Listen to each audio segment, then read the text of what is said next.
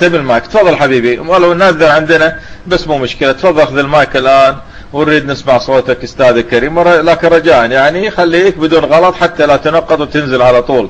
تفضل حبيبي. المنتقم، ما شاء الله، أول مرة أشوف واحد اسمه المنتقم، العادة كلها أسامي ظلم بظلم بظلم، بس هذا منتقم. تفضل حبيبي الغالي، تفضل حبيبي، تفضل أستاذي. شكرا ابو مشاري والله. حبيبي، اول شيء بغيت افكرك المنتقم هذا النيك نيم المكتوب معناه المنتقم من اعداء اهل البيت، والحمد لله رب العالمين. وثاني شيء اذا تلاحظ يوم تتكلم انت في الغرفة طول الوقت كده يضحكون، يعني انت قاعد تفهم الناس ولا تبي تضحك الناس؟ انت بتضحك الناس فما بغلط، بس السبال هو يضحك الناس.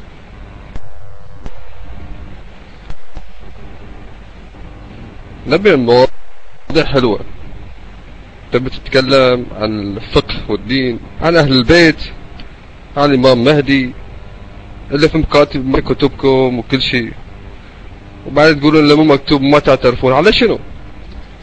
ليش يعني شغلي؟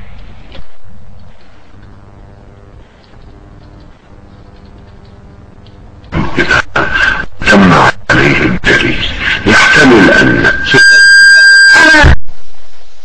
من حقك حبيبي الغالي ان نفتح موضوع، صح، من حقك نفتح موضوع ونتكلم عن المهدي المنتظر، ما في مشكلة. انا اسف وحقك علي يا اخي الكريم، من حقك الان ان نتكلم على المهدي المنتظر بكلام علماءكم وخطباءكم. واما مثلث برمودا يحتمل بعضهم، وهو احتمال معقول إذا تم عليه الدليل، يحتمل أن مثلث برمودا بالأساس هو مركز حربي للإمام المهدي سلام الله عليه، أو فيه صناعة حربية للإمام المهدي. هذا إذا احتاج الإمام المهدي إلى مركز صناعة حربي. مثلث برمودا بالأساس هو مركز حربي للإمام المهدي سلام الله عليه. ما أدري إيش رأي المنتقم يعني، فعلا هل فعلا مثلث برمودا هو مركز حربي، مركز تصنيع العسكري للإمام المهدي؟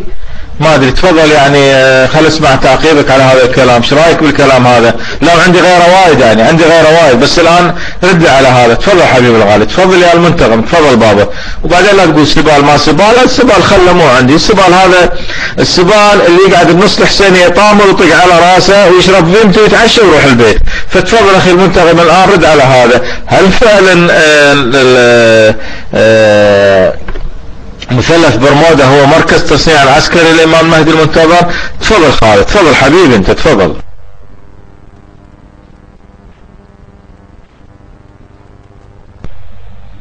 يا حبيبي، هذا ما في اي دليل على المثلث برمودا بيكون له وجود، لان اي واحد يدش فيه ما يقدر يطلع بسالم او معلومات عدة. هاي اولا، وانا ما اعرف شخصيا يعني. لكن هل تبي تقول ان الامام مهدي عجل الله فرجه يعني ما بيكون في اخر الزمان، والنبي عيسى ما بيكون صلي وراه عليه السلام، والمسلمين والشيعة والسنة والاسلام يعني بمعنى الاسلام ما بيكون واحد؟ اذا انت متأكد من كلامك، فمنو الإمام مهدي عجل الله فرجه؟ هو واحد آخر عقود أهل البيت، يعني يوصل سلالته إلى النبي، إلى النبي، من الإمام علي، من الإمام الحسين، من الإمام زين العابدين عليهم السلام، إلى آخر شيء. فشنو الدليل اللي تقول لي الحين إن هذه إن الإمام مهدي ما بيكون ولي المؤمنين ووحد الإسلام والشيعة والسنة وكل يتبعونه؟ والإمام مهدي عجل الله فرجه عليه السلام هاي من سلالة أهل البيت. فشو تعرف أنت؟ شو تعرف؟ فهمني أكثر إذا تبي تعرفني إن الإمام مهدي تقول مو مولود. تفضل.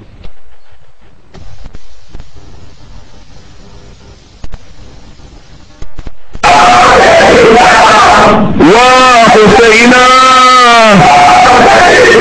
اخواني اذا ذا المجلس بذا البرود ليس نريد المجلس ان شاء الله الامام الحجة يلقي معاكم. تصور اخواني اذا ذا المجلس بذا البرود ليس نريد المجلس ان شاء الله الامام الحجة يلقي معاكم. اخواني اذا ذا المجلس بذا البرود ليس نريد المجلس ان شاء الله الامام الحجة يلقي معاكم. السلام عليكم ورحمة الله وبركاته. حياك الله يا المنتظم، حياك الله حبيبي غالي. ما ادري احنا بصراحة المهدي مال المهدي المنتظر ما يلطم بالحسينيات. اما بخصوص مهديكم هو لا انا جاد معك، انا جاد ما مشكلة. خصوص المهدي مالكم هذا اسأل جماعتك عنه، اسأل علماءكم وخطباءكم على المهدي عندكم. اسمع او اقرأ كتبكم. المهدي يلطم، المهدي يركض، المهدي بروجيردي ولكن بروجيردي يستريح. المهدي عندكم يظهر للناس، يكلم الناس، يلعب رياضة. هذا هو المهدي عندكم. وسوف يخرج المهدي عندكم، لحظة سوف يخرج المهدي عندكم يقتل جميع العرب، ويخرج الشيخين أبا بكر وعمر ويصلبهما، ويخرج أمهات المؤمنين، ويهدم الكعبة، ويحكم بحكم داود حكم اليهود. هذا هو المهدي عندكم في كتبكم يا أستاذي الكريم. عرفت حبيبي؟ هذا هو مهديكم. هل مهديكم سوف يحكم بحكم داود؟ أليس هو بمسلم؟ هل سيخرج سيقتل جميع العرب؟ هل سيهدم الكعبة؟ هل سيخرج الشيخين أبا بكر وعمر ويصلبهما؟ هذا هو مهديكم أستاذي الكريم. عموما شباب احنا عندنا العشاء. أريد أدمونا على السريع.